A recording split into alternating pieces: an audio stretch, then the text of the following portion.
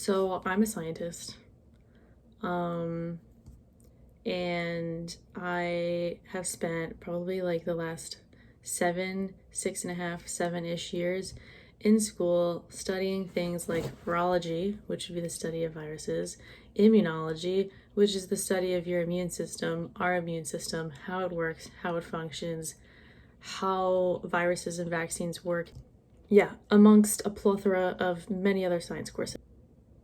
And as much as I find humor and laughs in the app of TikTok, it has also given me quite the insight to the very annoying problem, which is misinformation, specifically from healthcare workers. And it's a problem. Like, it's a big problem because, first of all, I'm making this video for those people. I doubt I'm going to change a lot of their minds. Hopefully I will. But this is a video more for the general public because quite honestly, like, there are people that I know who, come to me asking for questions because they're seeing these things online and and I think it's very easily seen, especially in the state of America now, the amount of people who don't believe in science. And I think that a strong amount of that is people who are within the science field who don't actually know what they're talking about. They just heard something off the cuff from somebody and they turned it into whatever it is that they think it is.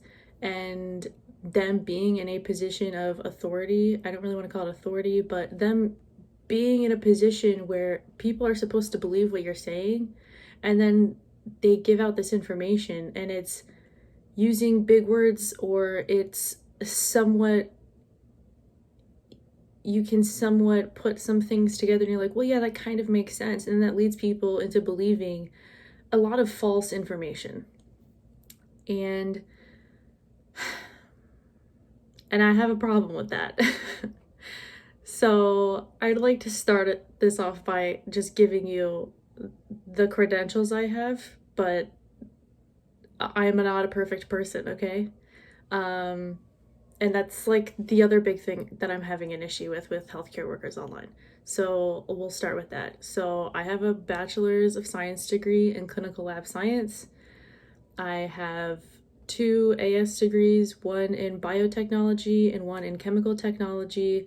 And then I have a regular associate's that was geared towards healthcare. Those are my credentials.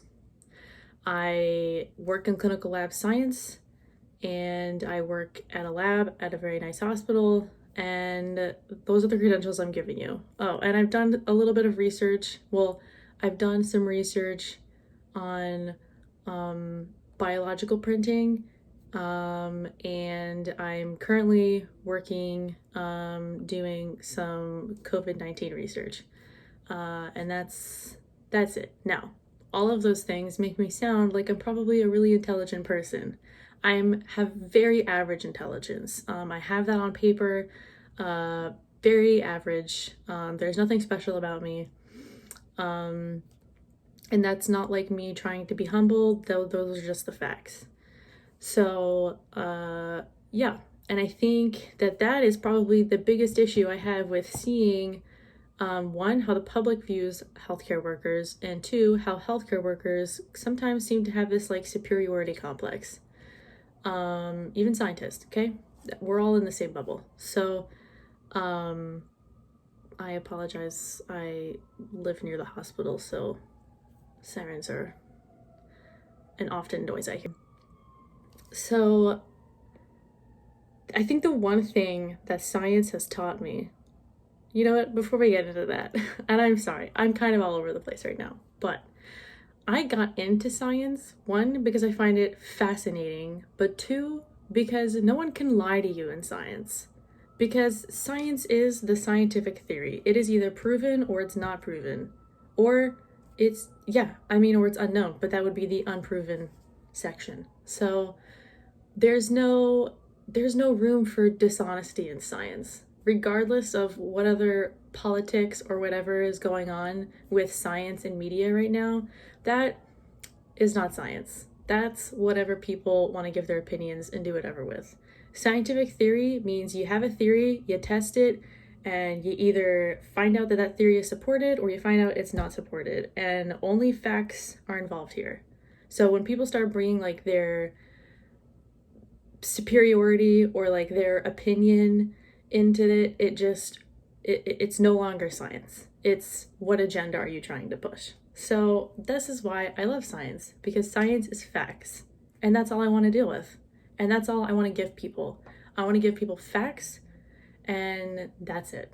So then we get into this whole like superiority complex of things. So, and what I was saying was that when the one thing that I've learned from science is you have to be willing to admit that you are wrong.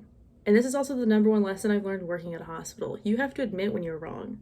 Because if you don't admit when you're wrong, something happens somewhere down the line, someone gets hurt, someone dies, you made a mistake, you have to own up to it. And then you have to learn from that mistake and fix it and find out what process works better. And I know TikTok is just an app, people are having fun with it, but I have recently been seeing a lot of videos of people just making like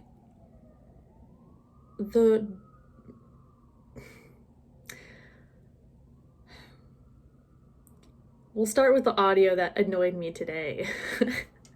There's been plenty of them, but this one in particular. So this is an audio that I've been seeing a lot of healthcare workers share. So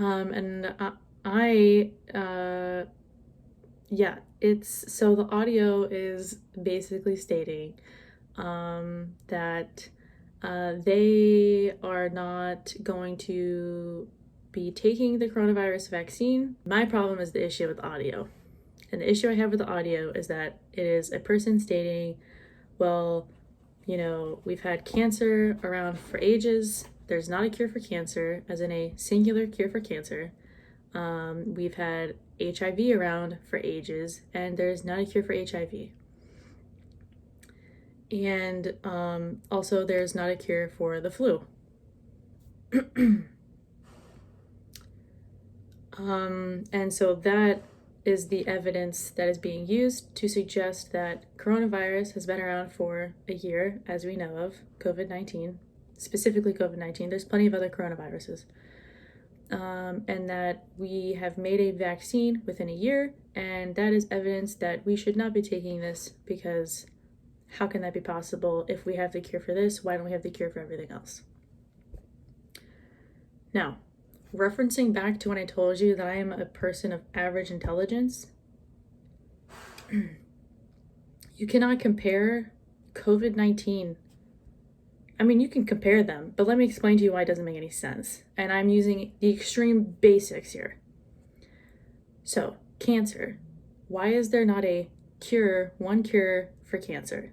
Okay? There's a thing called tumor markers. We'll just start with that. Okay? There's like 125.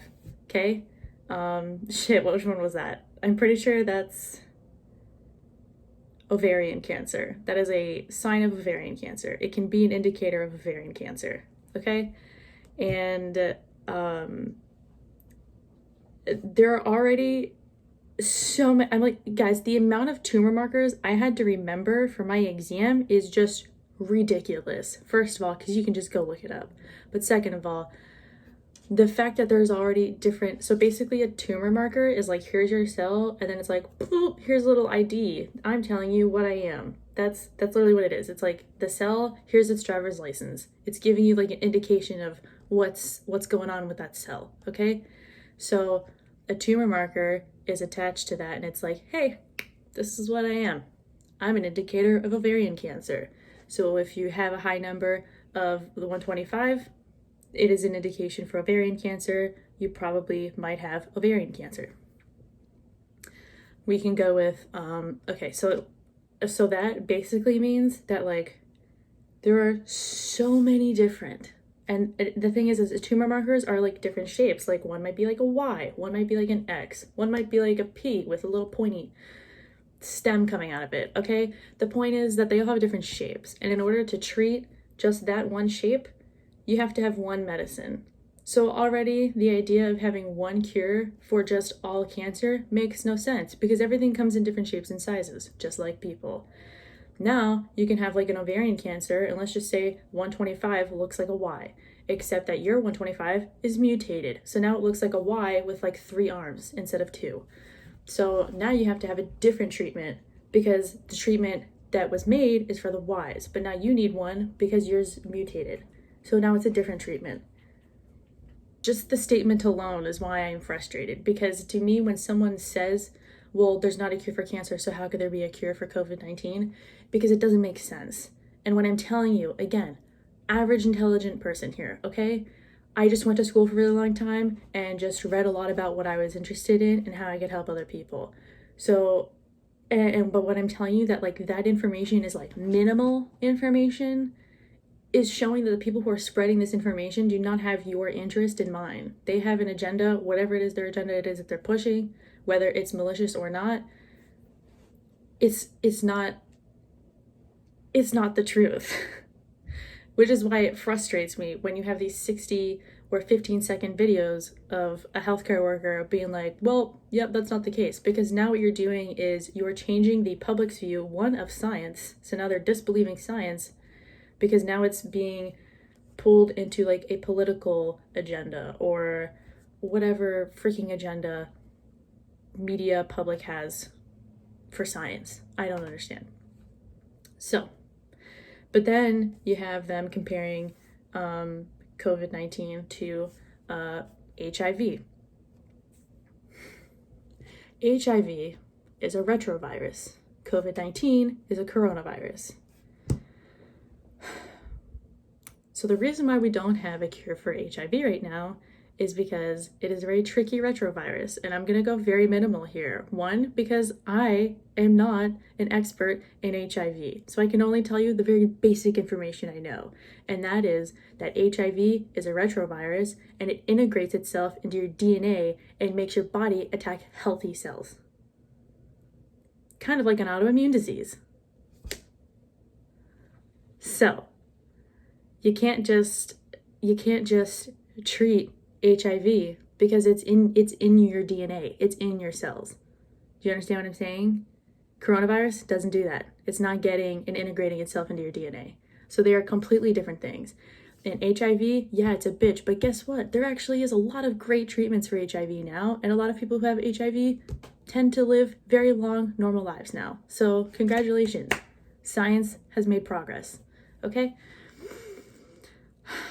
I understand I'm very annoyed right now, and I'm doing my best to explain it to you, but like, I don't want to explain it to you in like a nice, professional manner. There's plenty of other people on the internet for that, like Dr. Mike, or I don't know.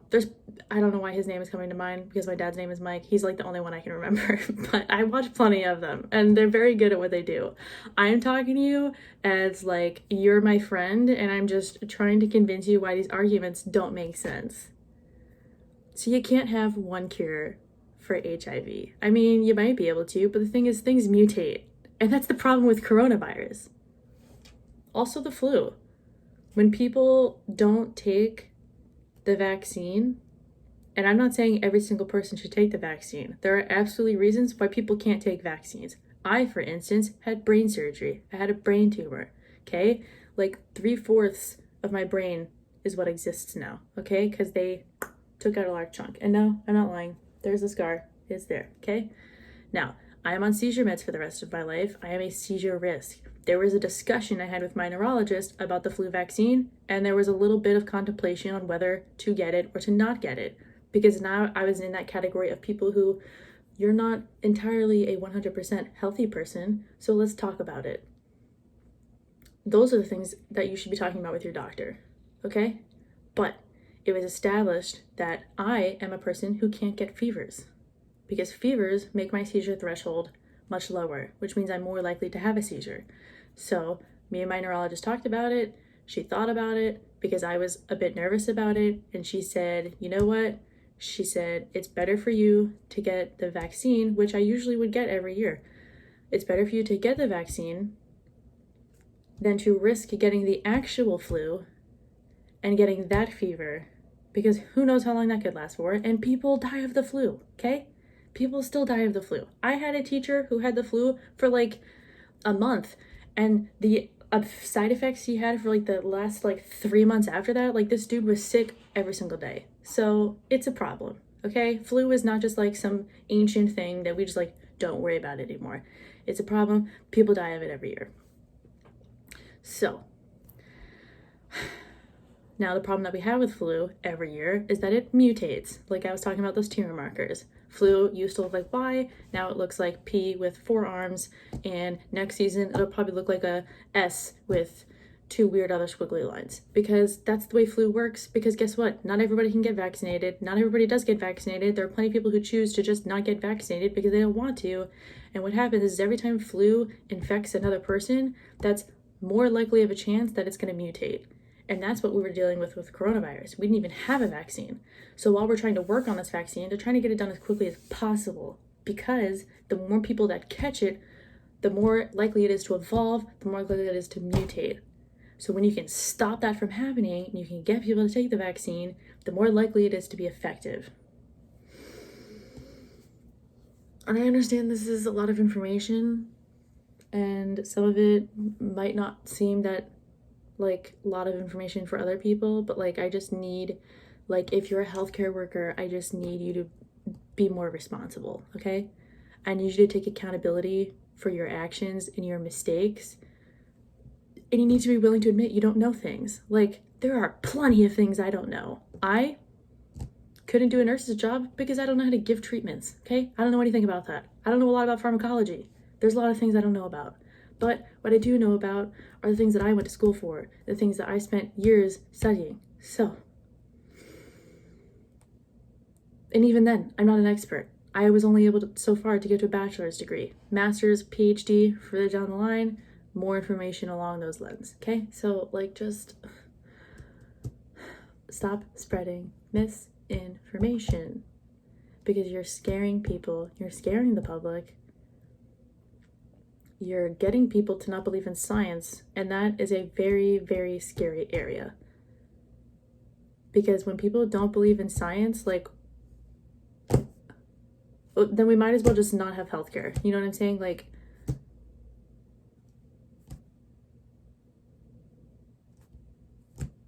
might as well not have anybody trying to get rid of plastic, or you might as well not have anybody trying to get rid of deforestation, or you might as well not have anybody try to come up with any sort of vaccine or cure or anything.